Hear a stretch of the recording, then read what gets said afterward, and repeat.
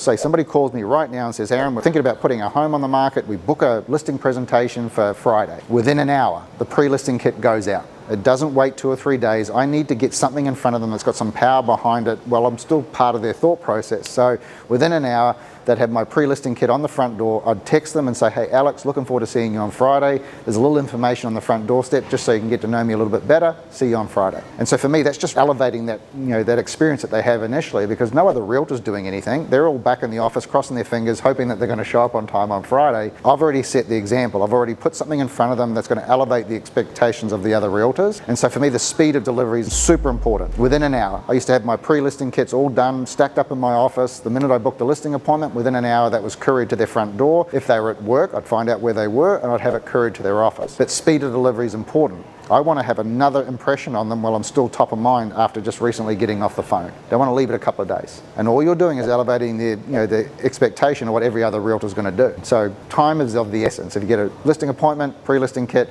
get it to them as quickly as you can where they can still remember who you were and still remember the conversation they just had with you on the phone.